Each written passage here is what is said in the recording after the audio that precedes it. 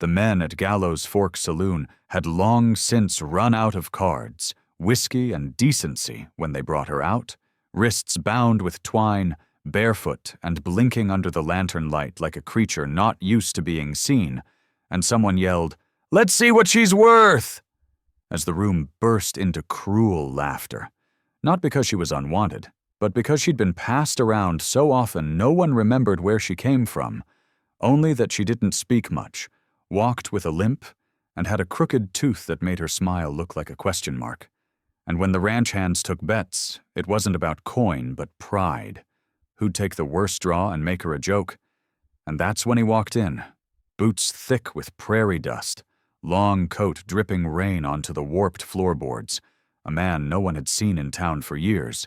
And when someone muttered, "Well, hell, if it ain't Luke Ransom," the laughter faltered just a beat, because Luke had once burned down a corral full of cattle to save a single girl from being whipped. And though he hadn't spoken more than a dozen words in public since, folks still remembered that fire and the way he stared a man down like a bullet waiting for a trigger. And now he was looking at the girl. No, through the girl, like he saw something none of them did. And without asking the price, he walked up to the bar, pulled out a coin pouch, dropped it hard enough to silence the room, and said only 4 words. "She rides with me." And when he touched her arm, she flinched like she expected pain. But when all he did was lift her gently by the hand and lead her out into the storm, no one stopped him, not even the drunk who started the auction. And as the doors swung closed behind them, someone whispered, "He'll dump her by dawn." But they were wrong, because Luke Ransom wasn't looking for someone to laugh at. He was looking for something worth protecting, and he'd just found it in a girl with no name and a world of fear in her eyes.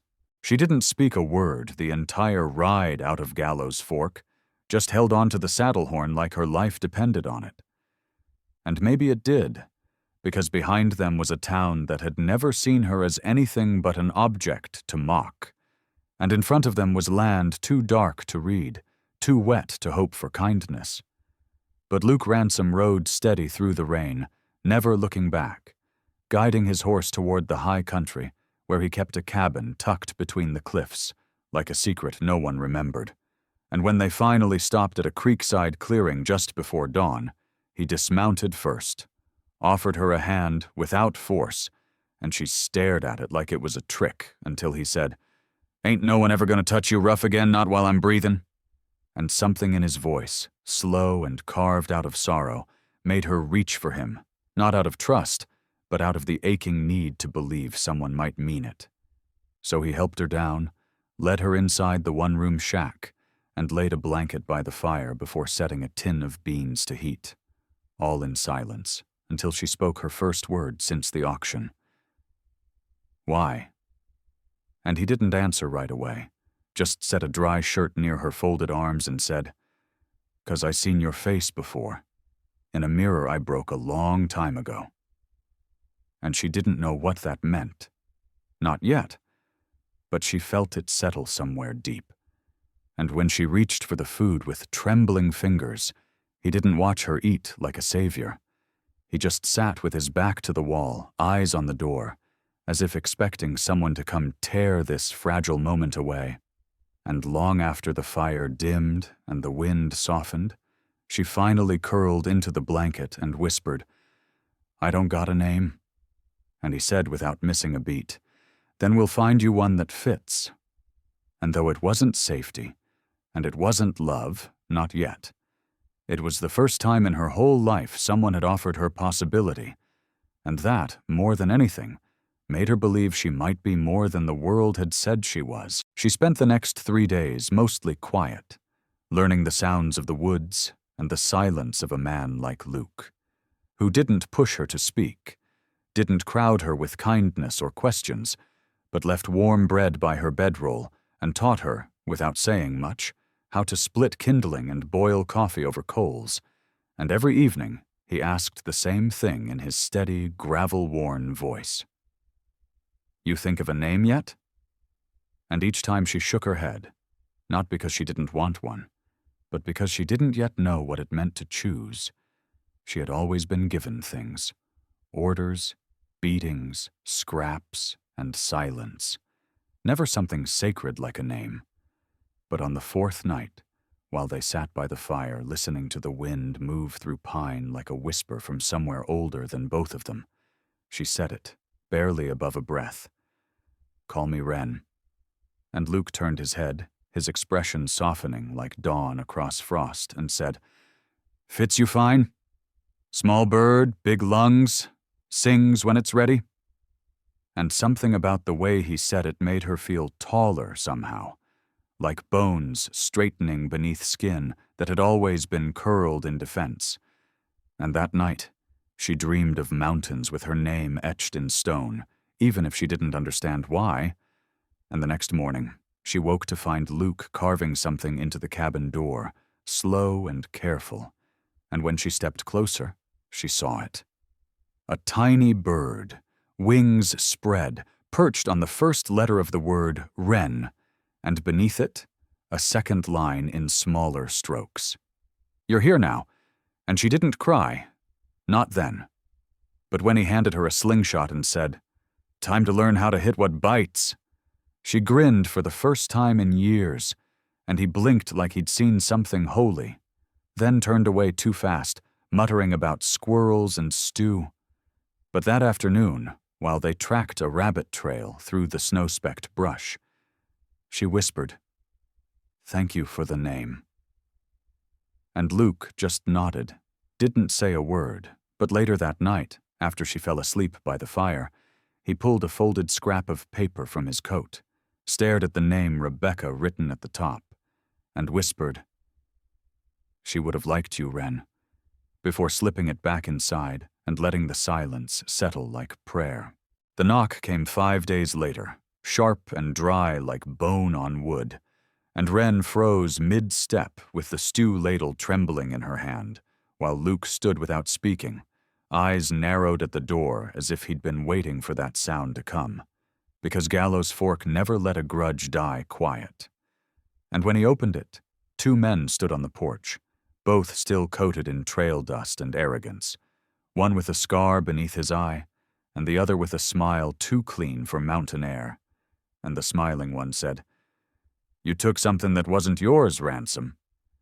And Luke didn't blink, just stepped outside, closing the door behind him like a shield, and said, "She wasn't anyone's to take," and the scarred one scoffed, spitting tobacco near Luke's boot, then added, "Town says you bought her as a joke. Now folks are saying you're taking her serious."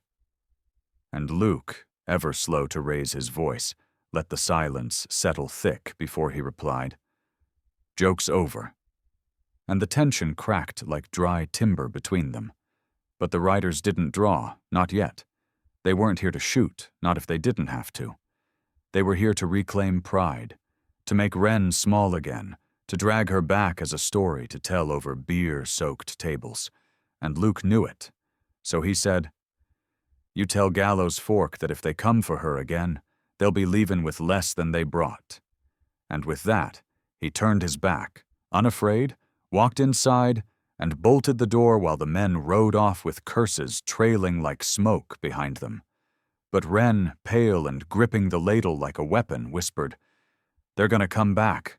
And Luke nodded, his jaw set like stone, then knelt beside her and said, "We'll be ready." And that night he showed her where he kept the rifle, how to load the shells, and the trap door in the floor that led to a root cellar deep enough for safety and secrets. And though her hands trembled at first, by midnight she was loading rounds smooth and steady, and Luke, watching her from across the firelight, thought to himself that Gallows Fork had no idea who they'd tried to bury alive, because Wren wasn't a joke anymore, and she never had been. She was rising. The first torch landed just past midnight, shattering against the outer wall with a hiss of flame and oil, and Wren bolted upright from the bedroll as Luke was already moving, rifle in hand, boots hitting the floor with the weight of purpose. And outside, voices rose in drunken challenge. 5 of them this time, emboldened by numbers and night, hollering things like, "Bring out the bird," and "Let's finish the joke right."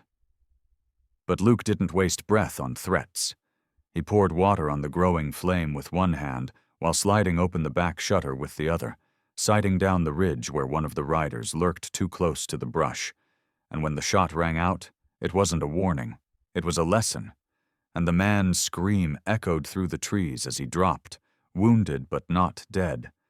And silence followed, the kind that comes when men realize they've misjudged who's prey and who's predator.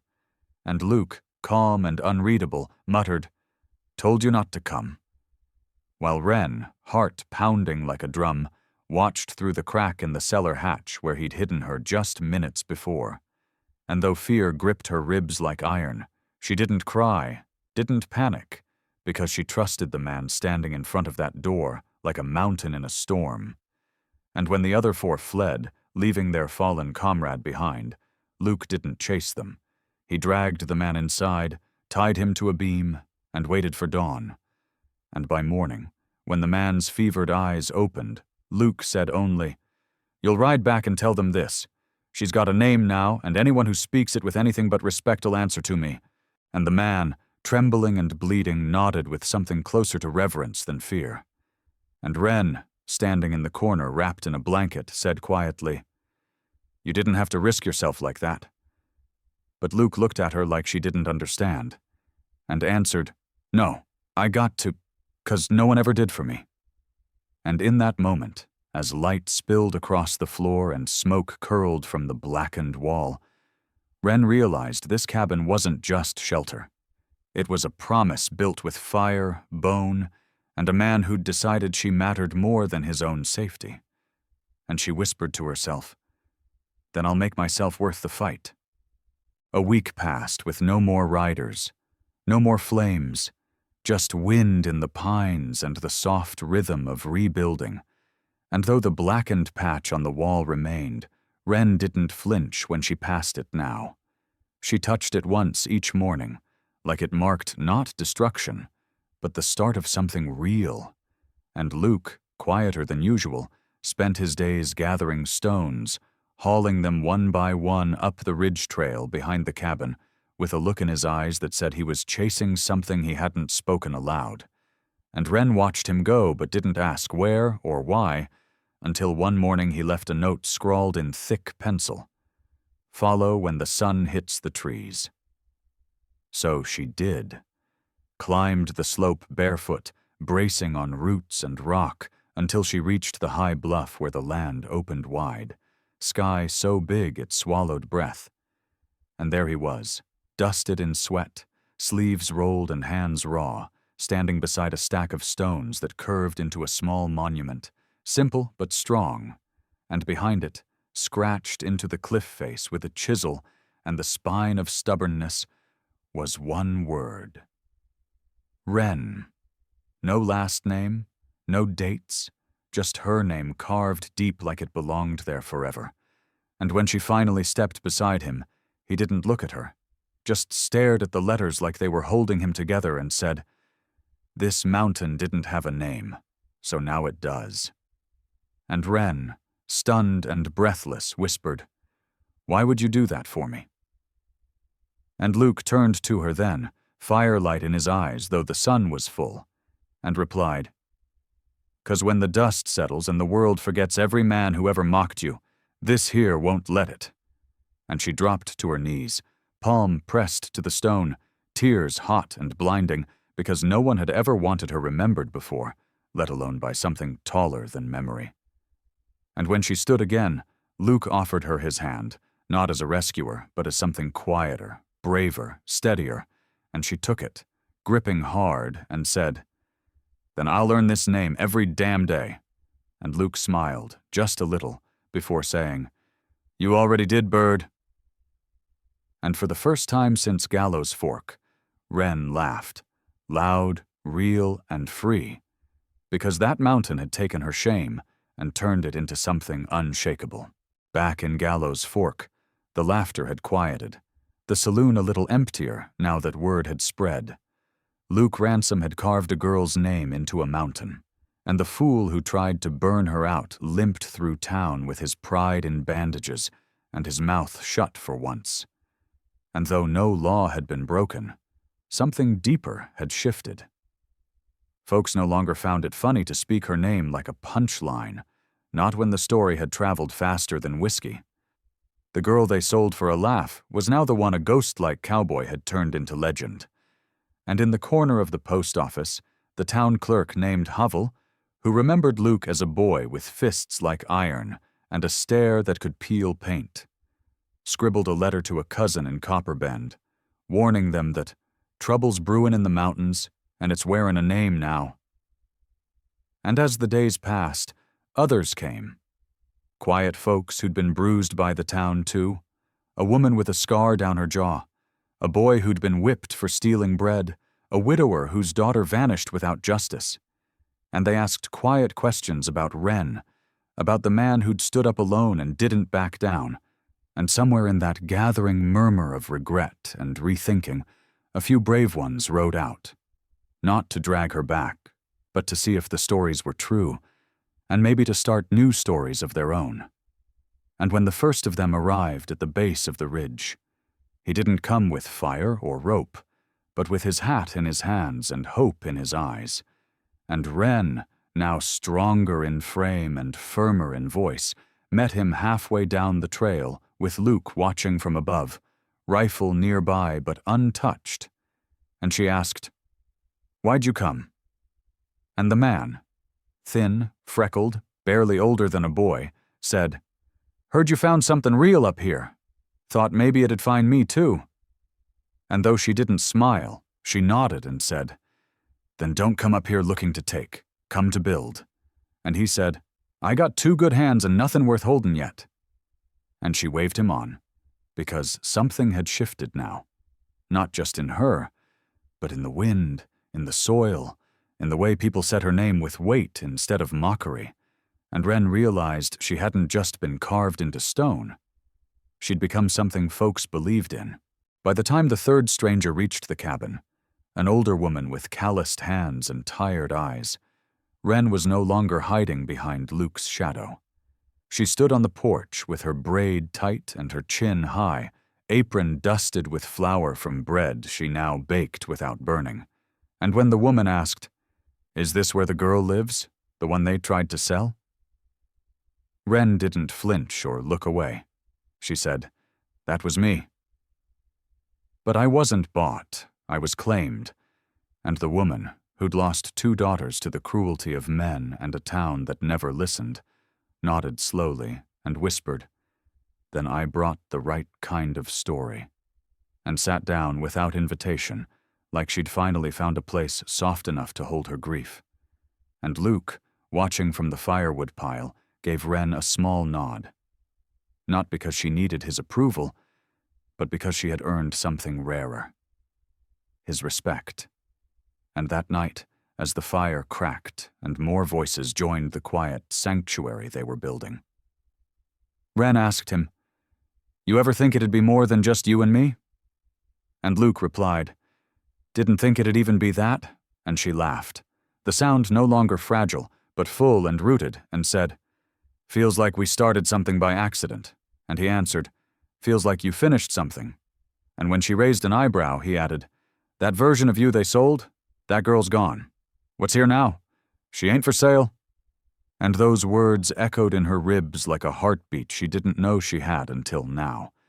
And as the others slept, and the moon rose above the mountain that bore her name, Wren sat carving a bird into the porch post, the same one Luke had etched into the cabin door, and beneath it she wrote, "We stand." Even if we once fell, and when Luke saw it the next morning he didn't say a word, but he placed a smooth river stone beneath it, just one, and Wren knew it meant, "I see you," and from that day forward, no one who crossed the porch of Cutter Ridge left unchanged, not because of Luke's scars or his gun, but because of the girl who had once been sold like a joke, and now stood like a lighthouse in the high country, unmovable, unashamed. When the first snow came, soft as breath and quiet as prayer, it covered the mountain in a hush that felt like reverence, not fear. And Wren stood at the edge of the bluff, wrapped in Luke's old coat, watching the flakes settle on the letters of her name carved into the stone, now weathered but proud. And she thought of that night at Gallows Fork, the laughter, the twine around her wrists, the faces that never looked at her like she mattered. And then she looked at the little cabin below, smoke curling from the chimney, a trail of fresh footprints from 3 new travelers who'd come with only questions and left with tools and purpose. And she smiled. Not bitter, but full, because she understood now that the pain had not been for nothing. It had carved her just like the mountain had been carved, sharp, enduring, unforgettable.